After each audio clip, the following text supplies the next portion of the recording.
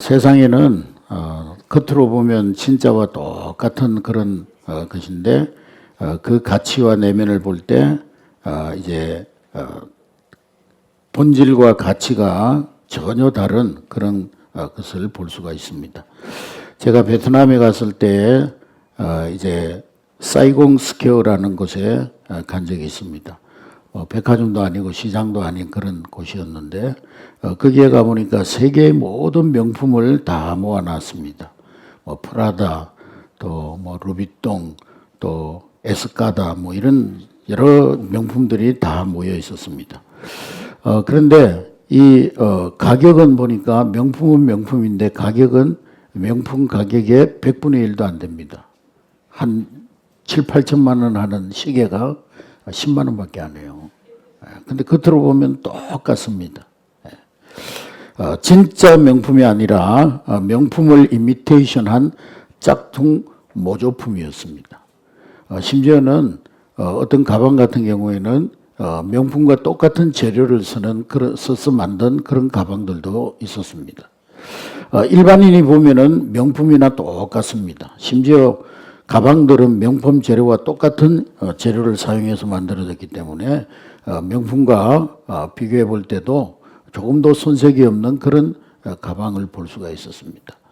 우리 목사님 중에 한 분이 시계를 5만 원 주고 하나를 사가지고 와가지고 차다가 시계 끈이 끊어졌어요. 그래서 어디 가도 고치지를 못해가지고 그 명품 시계 회사로 보냈답니다. 그런데 그 시계 회사에서도 이게 짝퉁인지 진짜인지 구별을 못하고 시계 그 끈을 고쳐서 보내더라는 것입니다. 여러분, 이것이 우리 신앙 안에서도 이와 비슷한 그런 일들이 일어날 수가 있습니다. 겉으로 볼 때에는 매주 예배에 잘 참석하고 또 헌금도 잘 드리고 그리고 직분을 맡아서 열심히 봉사하니까 완벽한 그리스도인처럼 보입니다. 그러나 하나님이 보실 때 그 중심은 진짜가 아닐 수가 있습니다.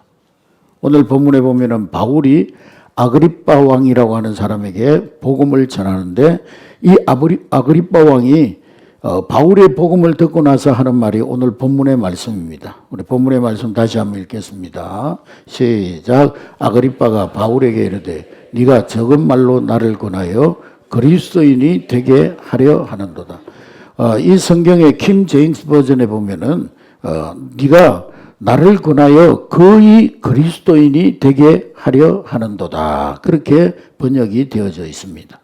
오늘날 교회 안에 거의 그리스도인으로 머물러 있는 사람들이 너무나 많습니다. 그리스도인은 그리스도인인데 온전한 그리스도인이 아니라 거의 그리스도인입니다. 모양은 진짜 같고 비슷한데 모조품 신앙, 짝퉁 신앙인 것입니다. 거의 신자 같지만 진짜 신자가 아닌 경우가 많이 있습니다. 오늘 말씀을 통해서 우리 성도들은 거의 신자, 거의 그리스도인에 머무는 것이 아니라 하나님이 인정하시는 온전한 그리스도인으로 거듭나게 될 수 있기를 주님의 이름으로 축복합니다. 거의 그리스도인들은 일반적인 세상 기준으로 보면 그 사람들도 만만한 수준이 아닙니다.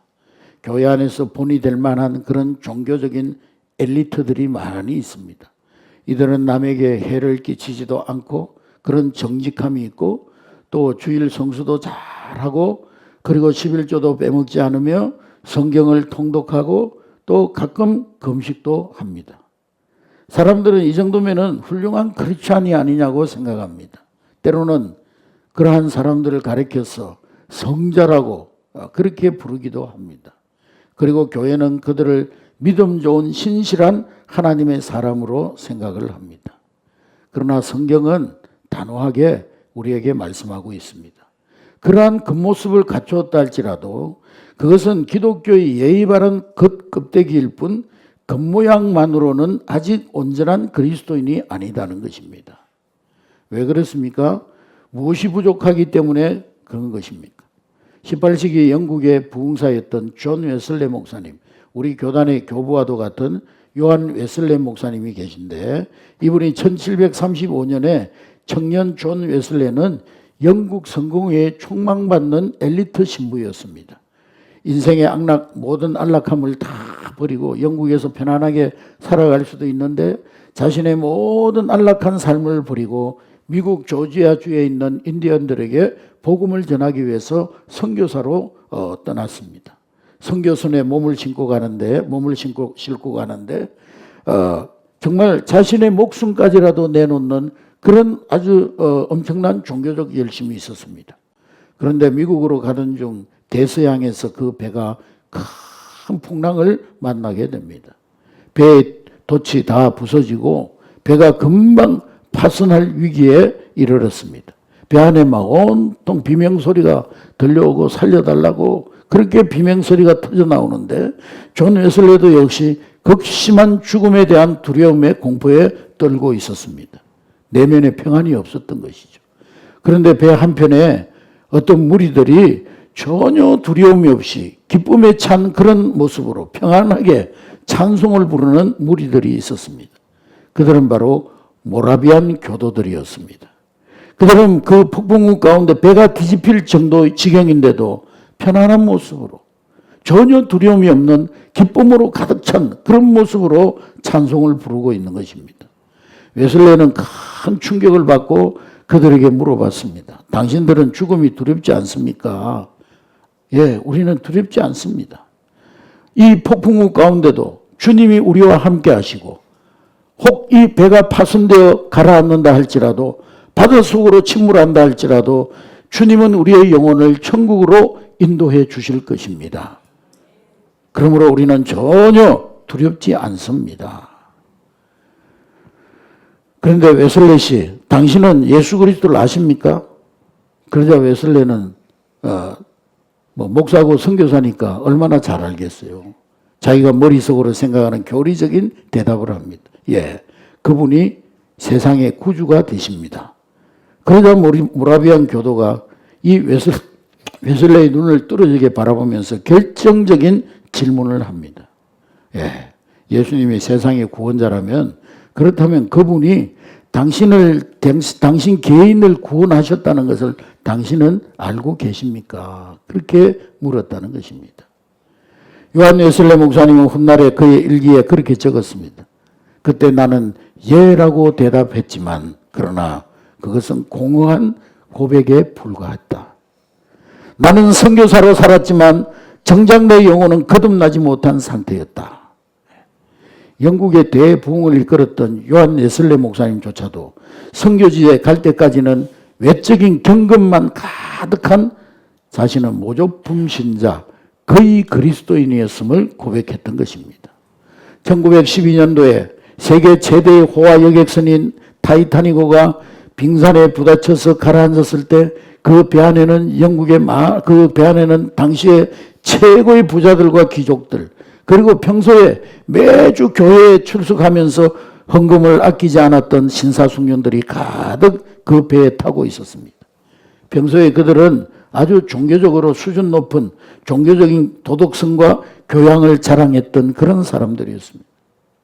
그런데 배가 침몰하자 그리고 구명표도가 턱없이 부족하다는 사실을 알게 된 순간에 그들은 그 세련된 가면은 몇 분 만에 다 벗겨져 버렸어요. 신사적인 도덕성, 종교성은 간대없고 약한 자들을 먼저 밀치고 자기가 먼저 그 구명보트에 올라타겠다고 울부짖는 아비규환이 벌어졌습니다. 왜 그렇습니까, 여러분? 평소의 도덕성과 종교성은 나의 환경이 편안하고 안전할 때만 유지되는 어떤 종교적 장식품이었기 때문인 것입니다. 진짜 위기가 왔을 때, 내 생명이 위협받고 내 이권이 걸리는 순간 하나님이 내 중심의 주인이 되지 않은 모조품 신자, 결국에는 본색이 드러나고 마는 것입니다.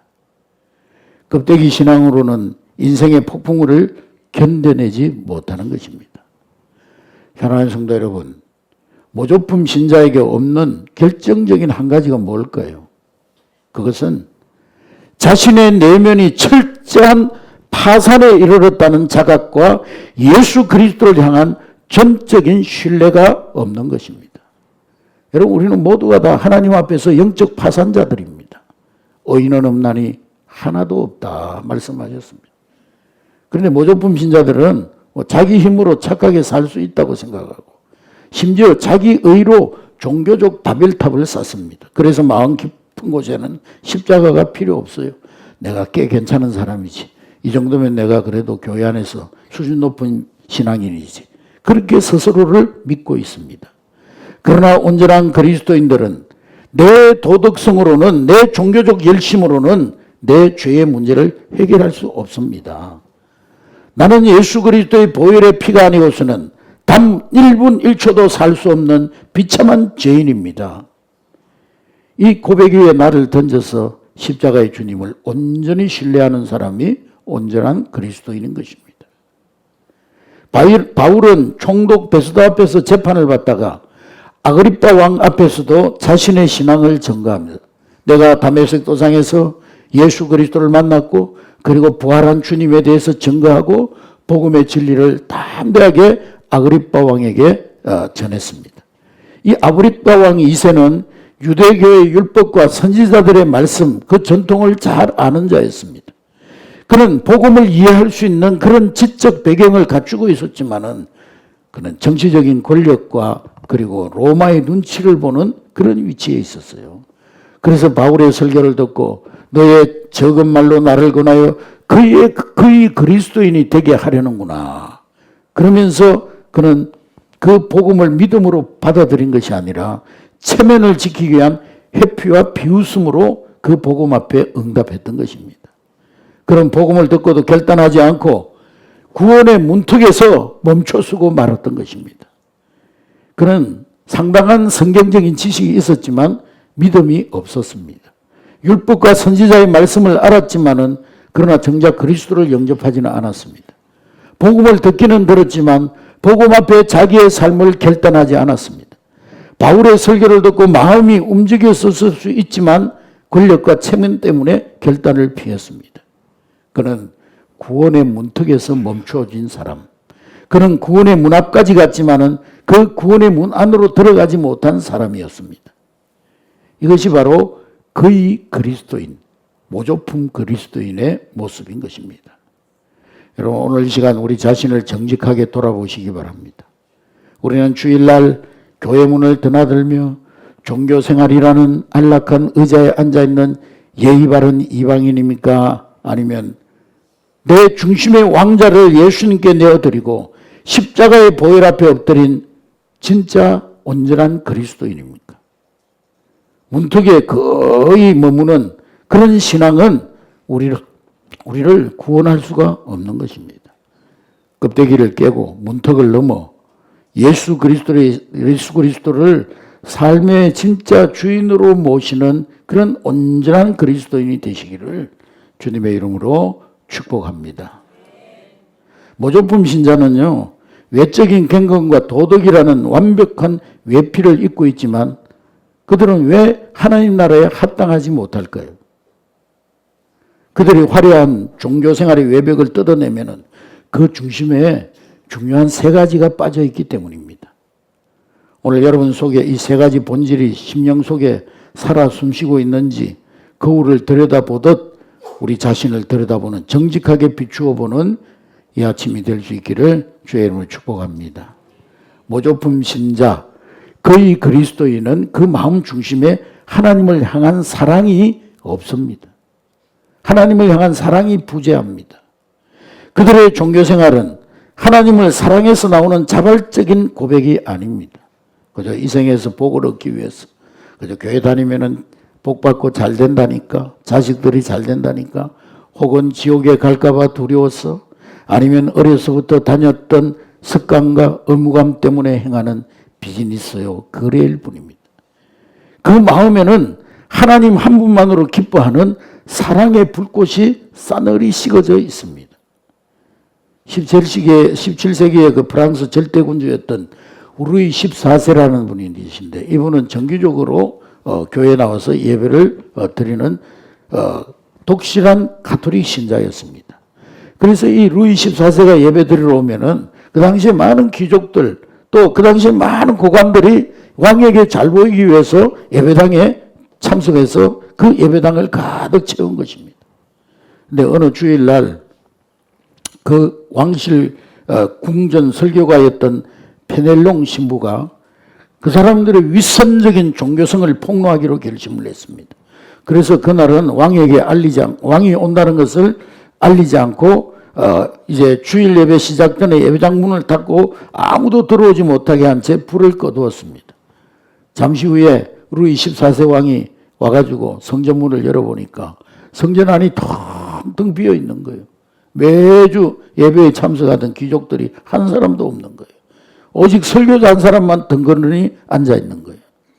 그래서 왕이 당황해가지고 아니 다들 어디로 갔느냐고, 그 많던 사람들이 다 어디에 갔느냐고 물으니까 그 페넬롱 신부는 대답하기를, 폐하, 제가 오늘 왕께서 오지 않는다고 광고를 했더니 아무도 오지 않았습니다.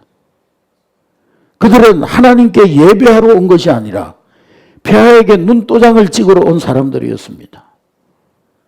사랑하는 성도 여러분, 이것이 바로 거의 그리스도인의 정체입니다. 그들은 하나님을 사랑해서 예배하는 것이 아닙니다.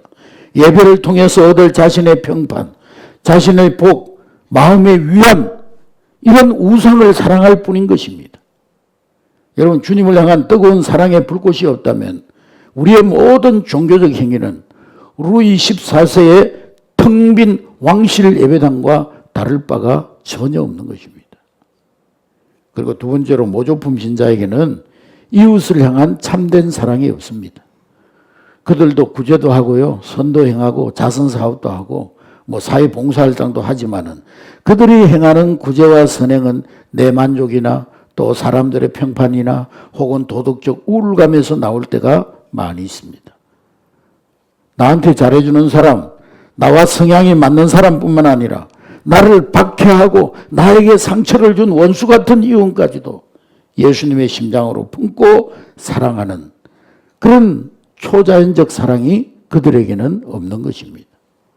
1956년도에 에콰도르의 식인종 부족인 아우카 부족에게 복음을 전하러 갔던 5명의 젊은 선교사들이 그 해변에 도착하자마자 그 아우카 부족들의 창과 도끼로 죽임을 당하고 순교하는 사건이 있었습니다.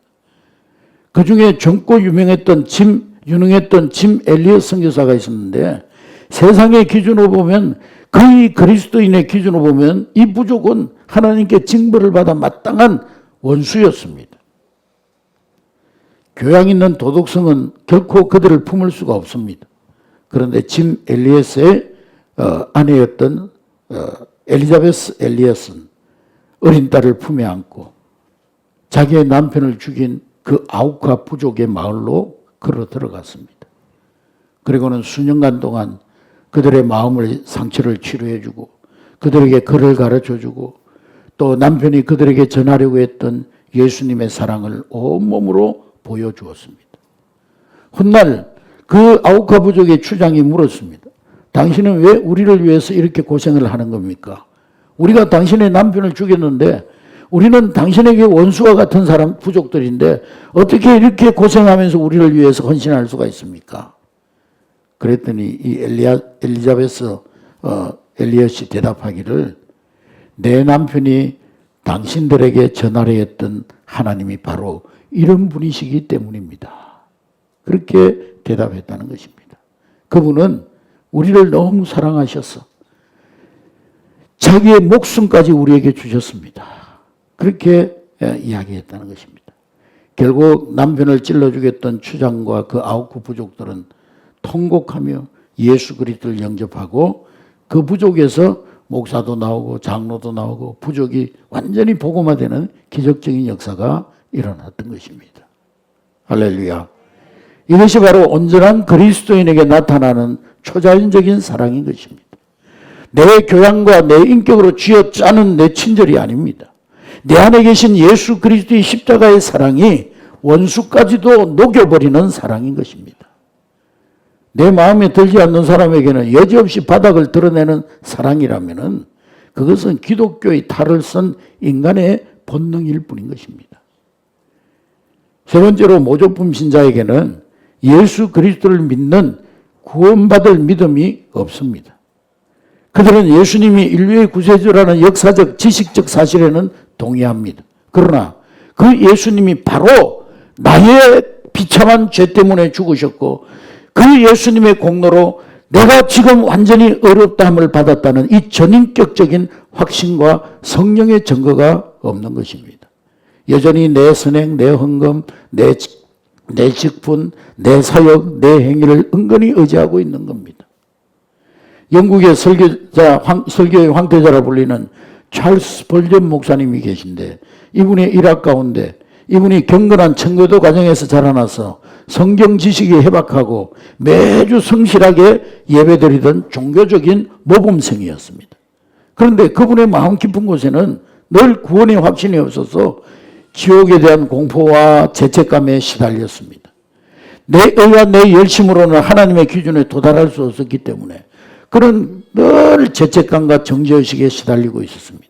그런데 15이 되는 어느 날 겨울 눈보라가 심하게 몰아쳐가지고 평소에 다니던 그 큰 교회에 가지도 못하고 길가에 있는 동네에 있는 작은 교회에 가서 예배를 드렸습니다. 거기 교인도 몇 명 없고요. 목사님도 담임 목사님도 눈보라가 너무 몰아쳐가지고 교회 오지 못하고 그 교회의 집사님 가운데 구두 수승공인 집사님이 강단에 올라와서 설교를 합니다. 글재주도 없고 투박한 목소리에 이 집사님은 이사야 45장 22절의 말씀을 읽었습니다. 우리 함께 읽을까요? 시작. 땅끝의 모든 끝이여 내게로 돌이켜 구원을 받으라. 나는 하나님이라 다른 이가 없느니라. 이 성경 구절을 읽으면서 예배당 저 구석에 앉아있던 스펄전 목사를 향하여서 외쳤습니다. 청년, 자네는 지금 참 공고해 보이는군. 그 공고함에서 벗어나려고 자네가 자신의 행위와 노력을 쳐다보고 있는데 거기에는 구원이 없네. 성경은 오직 내게로 돌이켜 구원을 받으라고 말씀하셨네. 자네가 할 일은 오직 하나밖에 없네. 십자가에 달리신 예수 그리스도를 바라보는 것뿐이네. 그분이 십자가 위에서 다 이루셨네. 그 순간에 이 스펄전 목사님의 눈에서 비늘 같은 것이 벗겨졌더라는 거예요. 내가 뭘 열심히 해가지고 구원받는 것이 아니라 이미 2000년 전에 십자가 위에서 내 모든 죄를 청산하신 예수 그리스도를 단지 바라보고 그분을 신뢰함으로 구원받는다는 이 복음의 본질이 깨달아진 것입니다. 스펄전 목사님은 훗날에 기록하기를 그 순간 먹구름은 물러가고 내 영혼에 구원의 태양이 떠올랐다. 그렇게 고백했습니다. 사랑하는 성도 여러분, 모조품 신자, 거의 그리스도인의 비극이 뭘까요? 자기가 가진 종교적인 행위, 도덕적 자부심 때문에 오히려 진짜 예수 그리스도가 필요 없게 되었다는 겁니다. 내가 꽤 괜찮은 기독교인이라는 착각이 십자가 앞으로 나아가는 길을 가로막는 무서운 독이 된 것입니다. 오늘 이 아침에 여러분의 심령 중심을 말씀의 거울로 들여다보시기 바랍니다. 하나님을 향한 불타는 사랑이 있습니까? 아니면 지옥 가기 싫어서 종교적인 의무로 가득 차 있습니까? 그리고 이웃을 향한 그 초자연적 사랑이 있습니까? 아니면 내 체면과 만족을 위한 위선적 친절만 있습니까? 그리고 오직 예수의 공로만 의지하는 믿음이 있습니까? 아니면 내가 이만큼 교회를 섬기고 이만큼 내가 일을 했는데 이런 은근한 내 공로가 여러분 마음 깊은 곳에 꽈리를 털고 있습니까? 여러분, 그 위에 머무는 모조품 신앙은 평안할 때는 그럴듯해 보이는데 인생의 마지막 날 하나님의 심판대 앞에서는 아무런 힘이 없어요. 여러분, 주님은 오늘 우리에게 종교의 모양이 아닌 예수의 생명의 본질을 요구하고 계신 줄로 믿습니다. 외식의 껍데기를 찢고 내 행위의 의를 십자가에 못 박아버리고 주님, 나는 예수님의 보혈이 없이는 아무것도 아닙니다. 그렇게 고백하는 온전한 그리스도인으로 거듭날 수 있기를 주님의 이름으로 축복합니다. 사랑하는 성도 여러분, 그러면 하나님이 진정으로 찾으시고 기뻐하시는 온전한 그리스도인들은 어떤 사람입니까? 겉모습만 그럴듯하게 흉내내어서 사람의 눈을 속이는 인조 보석이 아니라 하나님의 불꽃 같은 눈동자 앞에서도 영롱하게 빛나는 참된 보석 같은 신앙인, 그들은 누구입니까? 마가복음 12장 30절 말씀에 보면은 우리의 신앙의 본질을 말씀하고 계시죠. 다 같이 읽겠습니다. 시작. 내 마음을 다하고 목숨을 다하고 뜻을 다하고 힘을 다하여 주 너의 하나님을 사랑하라 하신 것이요. 온전한 그리스도인들은 한마디로 마음의 중심이 바뀐 사람이에요. 두려움이나 의무감 때문에 마지못해 하나님을 섬기는 시종이 아니라 나를 구원하신 그 은혜가 너무나 압도적이고 감사해서 내 마음 전체를 하나님께 기쁨으로 던지는 사람. 그들은 내 교양이나 내 인격이 아니라 내 안에 계신 성령님의 초자연적인 도우심으로 이웃을 내 몸같이 사랑하는 사람. 원수까지라도 사랑하는 사람. 그리고 무엇보다 나의 의로움은 오직 예수 그리스도의 십자가밖에 없음을 온전히 고백하면서 그분께 내 삶을 송두리째 맡기는 사람. 형식만 종교적인 것이 아니라 속사람이 예수의 생명으로 꽉 찬 사람. 그 사람이 바로 온전한 그리스도인인 것입니다. 할렐루야. 그래서 그 온전한 그리스도인은 운전대를 예수님께 양보하는 것이 아니라 통째로 맡겨버리는 거예요. 네. 온전한 그리스도인들은 예수님을 자기의 그 삶에 무임승차시키거나 아니면 보조 속에 앉혀놓는 것이 아니라 내 삶의 운전대를 완전히 주님께 이양한 사람입니다. 많은 교인들이 예수 믿는다고 하면서도 여전히 예수님을 조수대나 뒷좌석에 앉아놓고 있어요. 그리고는 인생의 험한 길 갈 때 예수님 이 길로 갈까요? 저 길로 갈까요? 내비게이션 역할 좀 해주세요. 그리고 간간히 요청합니다. 그러다가 인생에 크거나 큰 사고를 만나면 그래서야 겁이 질려가지고 주님 잠깐만 내 운전대 잡아주세요. 그리고 위기가 지나가면은 다시 주님을 밀쳐내고 자기가 그 자리에 또 앉습니다. 운전대를 잡아요. 이러한 모습이 거의 그리스도인의 모습입니다. 그러나 온전한 그리스도인은 다릅니다. 아예 운전석에서 내려와서 주님께 운전대를 완전히 맡기고 자신은 뒷자리나 조수석에 앉아있는 사람입니다. 주님이 속도를 내든 멈추어 서든 내가 원치 않는 좁은 길로 가든 핸들을 꺾든 주님이 운전하시니 나는 가장 안전하고 정확합니다. 그런 전인격적인 신뢰가 그 마음에 있는 것입니다. 내 인생의 경영권을 온전히 예수님께 양도한 사람, 그 사람이 바로 온전한 그리스도인인 것입니다. 할렐루야. 여러분, 인간의 도덕성은요, 나한테 잘해주는 사람에게만 향합니다. 그러나 온전한 그리스도인은 자신을 박해하는 사람이라도 가슴에 품으며 성령의 능력으로 초자연적인 사랑을 행하는 사람, 그 사람이 온전한 그리스도인입니다. 여러분, 우리 한국교회에 지을 수 없는 완전한 그 사랑의 모델이 있는데 그분은 바로 사랑의 원자탄이라고 불리는 손양원 목사님. 이분이 1948년 여순 반란 사건 때에 목사님이 아끼던 두 아들 동인과 동신이 공산당들에게 죽임을 당했어요. 그래서 경영 사령관이 재판을 하는데 그 자식을 잃어버린 그 마음이 얼마나, 그것도 한 명도 아니고 아들을 공산군에게 죽게 하고 얼마나 마음이 무너졌겠습니까? 그런데 이 법정에서 두 아들을 죽인 살인범 안재선이라는 청년에게 사형 선고가 내려지자 이 손양원 목사님이 계엄 사령관에게 탄원서를 보냈습니다. 사령관님, 제 아들을 죽인 안재선이를 죽이지 말고 저에게 주십시오. 제가 그 안재선이를 양아들로 삼겠습니다. 목사님은 자신의 두 아들을 죽인 원수를 석방시켜서 자신의 호적에 올리고 이 안재선이라는 양아들을 나중에 목회자로 키워냅니다. 여러분, 이것이 어떻게 인간의 인격으로 가능한 일이겠습니까? 겉모습만 흉내내는 기독교적 도덕성으로는 흉내조차 낼 수 없는 영성입니다. 내 안에 내가 사는 것이 아니라 예수 그리스도께서 살아서 역사할 때 터져나오는 초자연적 사랑인 것입니다. 속사람이 예수 생명으로 가득 찬 온전한 그리스도인만이 보여줄 수 있는 그러한 사랑의 능력인 것입니다.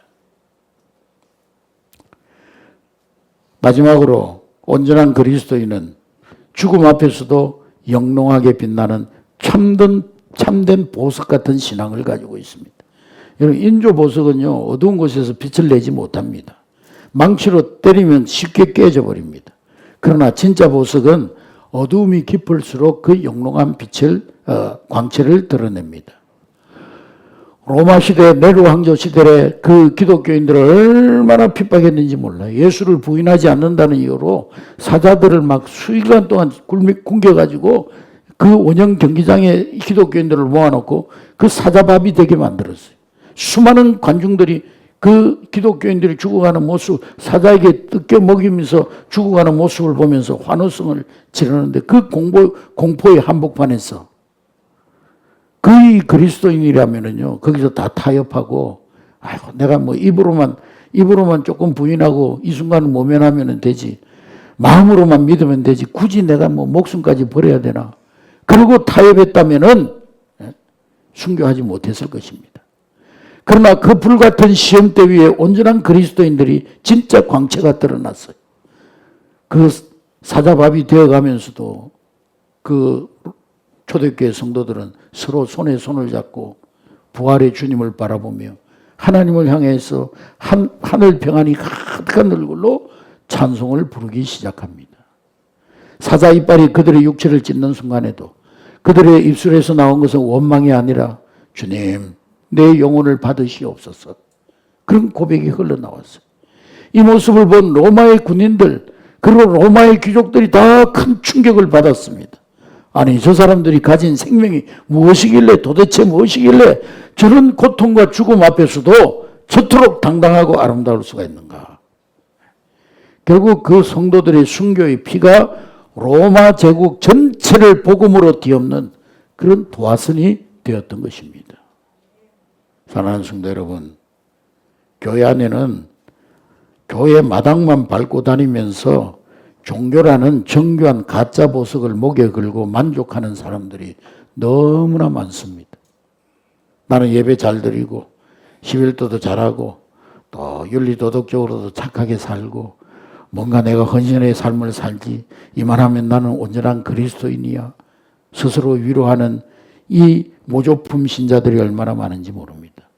그러나 여러분 기억하십시오.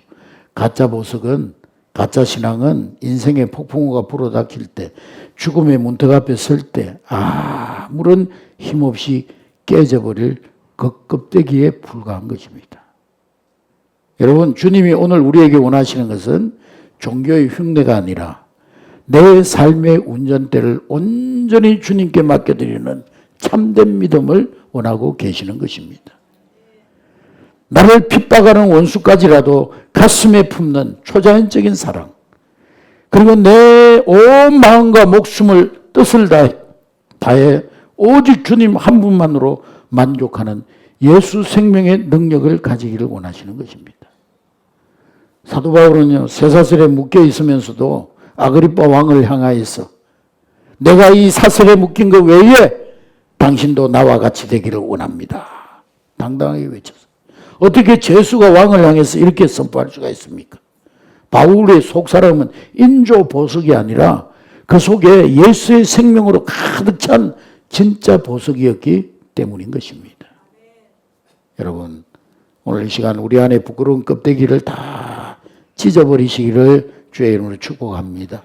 내 행위의 의를 십자가에 못 박고 주님, 내 마음에 예수의 생명으로 가득 채워 주시옵소서. 주님, 내가 거의 그리스도인에 머물지 않게 하시고 온전한 그리스도인으로 살게 하여 주옵소서. 이렇게 결단하며 나아가는 저와 여러분 되시기를 주의 이름으로 축복합니다. 오늘 여러분 자신에게 정직하게 질문해 보시기 바랍니다. 나는 혹시 사람들의 눈과 내 도덕적인 만족을 위해 신앙생활을 하고 있지는 않는가? 내 마음에 하나님을 향한 뜨거운 사랑과 감격이 사라진 채 껍데기만 남은 종교 의무감으로 앉아있지는 않은가? 짝퉁 신자, 모조품 신자는요, 거의 그리스도인으로 사는 것 불행한 일입니다. 어떤 면에서 보면 세상 즐거움도 못 누리고요. 그렇다고 하나님 주시는 구원의 참된 기쁨과 평안도 누리지 못하는 어중간한 상태에 있는 불행한 성도입니다.